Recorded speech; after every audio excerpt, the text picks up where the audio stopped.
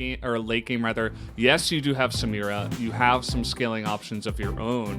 I just wonder if they can, I feel like the mid game fights are going to be much more in their favor compared to late game fights for Afrika. So would like to see some tempo, some aggressive pushing in the early game.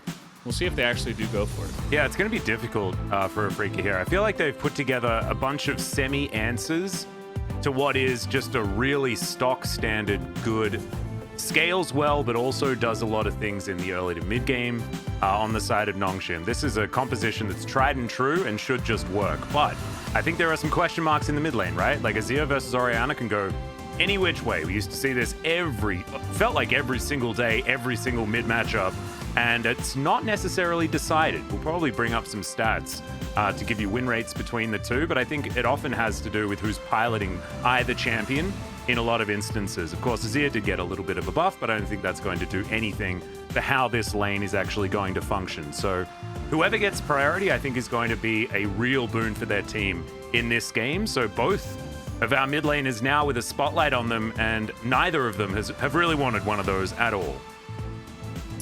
No, absolutely not. The pressure on both of them for sure. And it does look like we have a little bit of a delay. Not sure exactly what this is about, but hoping that we do get into the game in, just a moment, guys. So hang on to your chairs. Yeah, before they take off. I guess you could be watching on your phone somewhere. Yeah. Some tablet watchers out there as well. I see you. a couple of times afterwards, but it sort of fell into history as Rich is going to have to flash here as Dread's making his way in. That's a great abduct from Keen, though. The Undertow is going to easily land, and this will be first blood going over to Dread's Olaf, of course, but it does mean that there's a lot more power given over to the Olaf as Bang going in onto Doctarm. Bladewell comes through there as well. Don't know how much it did, but the flash over and Bang. Game, right? So well, Afrika going to look good. Yeah. Let's see this play down on the bottom side. I'm guessing this is okay, so it's an engage kind of gone wrong. As Lehens with the follow-up engage, he says Samira's going to be able to pounce on that Kai'Sa very nicely, which is exact. He forced him into an awkward trade. It's similar to what Viego's going to be, because now, like, you used to have to know all of the ultis, and I'm going to hold my question just for a little bit as Rich is in trouble yet again. Puts down a barrel. It's a decent body slam as King gets booped back. Still going to die. And that's pretty good management of the turret aggro as well. So unfortunately, Rich suffers his second death of the game. And 2,000 golds before 10 minutes is certainly a very nice lead. Well, as the Emperor's Divide, as Bay is going to catch up to Fly there. Shockwave does get both of them, but collateral damage is going to be enough. And Peanut. Very true. The early game doesn't exist for him right now. I think he's in vision. Oh dear, Shockwave comes down. Bay is going to flash Shifting Sands, and he is going to be okay for now. The last tick of Ignite, not enough. Up there, so you save it because the Mountain Drakes are so valuable. This engage not going to do much. They're gonna Damn, that battle dance from Lehens was so sick, as now Dread's going to make his way in. Peanut now on the run as Bang flashes forward, gets that S rank, a lot of AoE damage, but teleports coming from absolutely everywhere. Kellen's going to flash at the last second. Keen moving on over, and Rich just says, get the heck out of there, guys. Keen's massive, and he absolutely is. And Afrika are going to get control of this lane. Keen will see whether he can actually get under here as there goes the barrel. They deliver the Gragas over, but he only loses half of his health bar. Another barrel flies out. None of it went the way of Fly, which was a bit unfortunate. It's a bit sad, but definitely good for Dread, who wants to continue to be valuable. Certainly is with the... okay, we've got a bit of an engage as there's the Grand Entrance. Quickness down as well, but not able to find too much more as Lehens is taken down by Doctarm. Doctarm's going to continue this spree. Double kill comes forward as Dread just running away. The Acathian Rain is terrifying as in comes Bay as well. Doctarm, does he have another supercharge? No, but he has a flash and just hops on over. That's going to be a very comfortable kill, actually picked up by Bay somehow. And now Peanut in the back of the pit looking for this first Mountain Drake of the game. Not to mention the first Infernal that they took. And if they can take a good team fight here and take the Mountain Drake, they're in a fantastic position to take this game. They get triple Mountain Soul. Rich is just never going to die.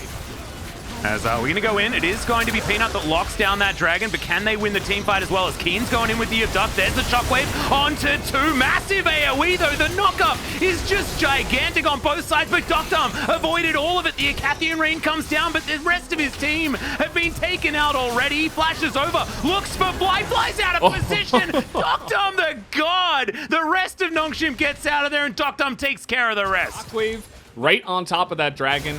Again, I feel like it came a little bit too late, right? Because you have Dread coming in here, he's not able to steal the Drake, and then you start the fight. So that Drake is helping out here, making their tankier members even more tanky. But then you get this gigantic follow-up counter engage from Longshin. You've got the Emperor's Divide and everything like that. And then there's a lot of squishy members, and Dokdam wasn't really doing much. He was zoned over the wall, but then he finds his moment, gets one, and then he hops over the wall and picks off Fly as well. So able to get so much balance. So let's give him a few games, shall we? Is Keen here just trying to engage onto Rich on the bottom side, and this is kind of what we were expecting, as Rich is like, well, now it doesn't matter about what happens in the lane, because I'm just a big tanky Gragas who's going to wander after you, take a drink, get a whole bunch of health back. Dokdam's coming down. Killer Instinct comes on in, like you say. And Keen, he's got a Killer Instinct of his own. He can go golden, stuff like that. He's wasting a bit of time. But it's pretty inevitable, Valdez. He's got himself an unbreakable will, and this is absolutely who Keen is as a player, is this ability's name. He has an unbreakable will. He continues trying to the best of his ability as Afrika have started off this Drake. They're desperate to deny the soul. And we'll see whether Peanut can get into position. He absolutely can. There's the barrel back onto Keen as a fight on a couple of fronts here. Shockwave comes down. It is going to be the denial of the soul. And now we'll see whether Afrika can actually win the fight as well. Good flash out there from Bay. Is going to avoid a bit of it as now the Phalanx has been rebuilt. Dokdam trying to get the free hitting down. As the ball comes through, Rich now in a little bit of trouble. We don't have a Shockwave available anymore though. And it looks like it's a gentleman's agreement. Or is it going to be Afrika corralled up their bottom lane? There is a teleport coming on forward from Bay, but going to take a bit too long. It's going to be a big moment. Can Dread get to a soul point for themselves? As in goes Dokdam. They want to just get rid of the jungler already. Sterix has been popped.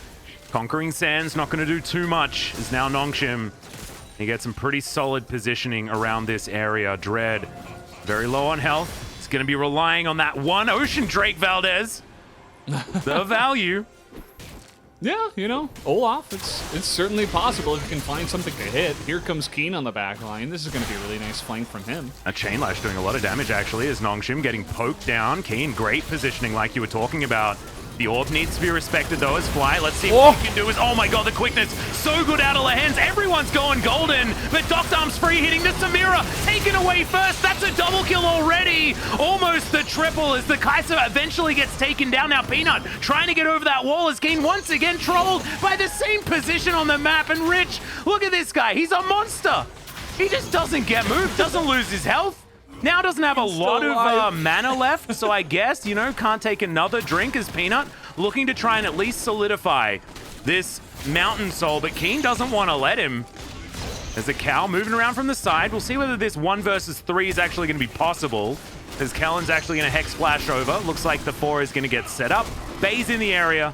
He just teleported back. He's got full health, full mana, so this is going to be a guaranteed Mountain Soul. And Nongshim taking a big advantage in this game. Keen once again finds himself an unbreakable will. Like I said, certainly a big favorite for a lot of these Silases. Allows them to live a lot longer as Keen now hops onto this Baron once again. Double blue trinkets going to be utilized onto it. So maybe a bit of a miscommunication as in goes Keen. Peanut takes a lot of damage here as Kellen has his own unbreakable will. Peanut just getting closed in on, and Keen is going to lock down that kill. The quickness from Lehens. Can he actually get in there to actually do some sort of CC as Bang grabs a kill, grabs a second. This is the danger of the Samira like you were talking about as Dokdam under the Sun Disc, but is he actually going to be okay as Bang's decided to take this match into his own hands, dashing in and out, gets another reset. Dokdam going to be going down. That's going to be another one. And Afrika, they may have just done it. Just had to wait until 38 minutes to get the work finished. And they find one member and immediately just blow him up. Enough damage in their comp to go for it. Another fantastic engage will go the way of Keen. He's certainly going to be my player of the game. Yeah, Keen's an absolute monster. If he doesn't get 9 votes, I'm going to be extraordinarily upset. I think he also had Zhonya's on top of everything else. Like, you're just not killing that Silas. And this post-game damage graph is going to say everything you need to know about this game, essentially. Down to the gold difference as well. I mean, this is just one team fight and a win, and Keen did insane amounts of damage. 32.2k, over double the next highest on the team, which was the Olaf.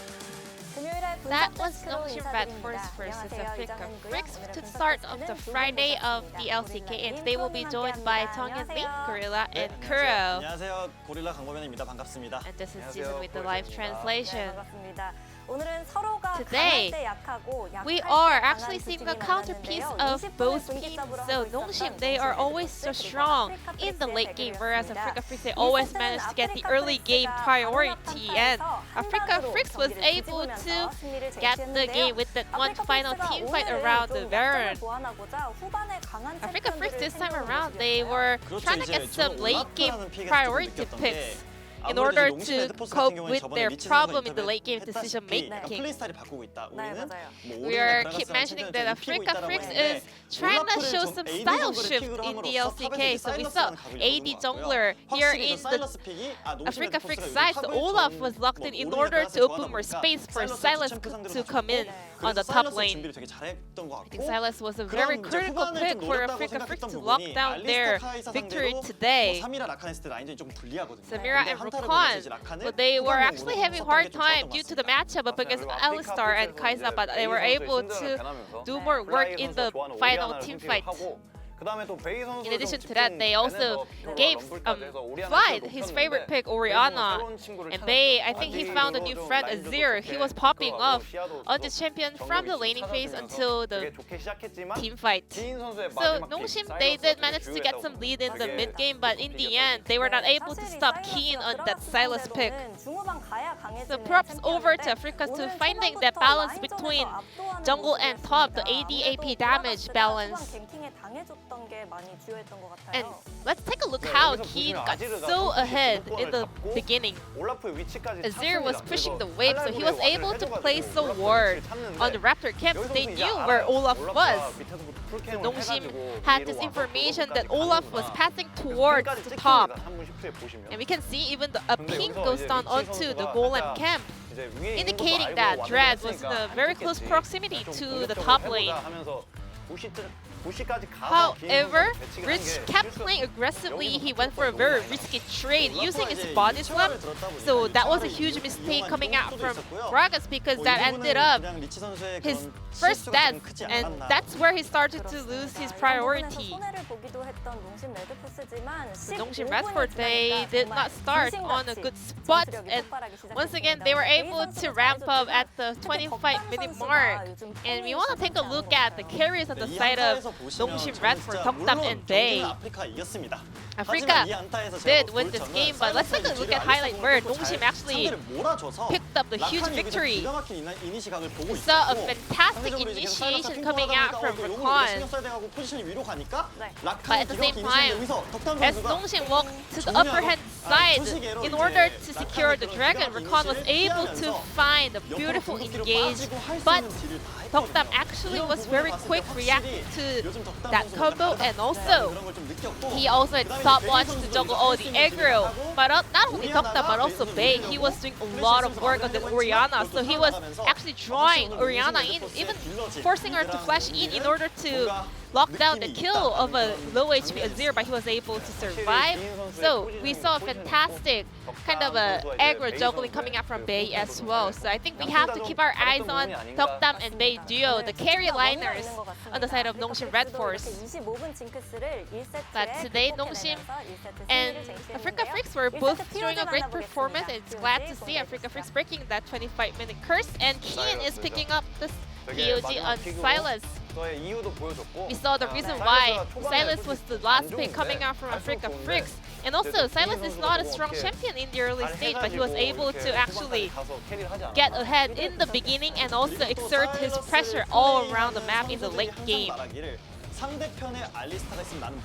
And as the casters mentioned, you know, a lot of Silas players actually say if you have Alistar on your opponent, actually you become unbreakable, because he gets to get so many kind of armor and also magic resistance with that hijacked ultimate. In the mic check, we could hear in the end Beck even saying thank you Keen as they were breaking down the enemy nexus, and well deserved thank you going over to Keen, because he did indeed carry the game. In some of the team fights where Africa couldn't have Silas for coming in, they actually were a little bit behind, but they were able to get things done with the Silas coming in. Unanimous vote going over to Keen. So let's find out if Africa Freaks pick up another victory to uncuff their losing streak.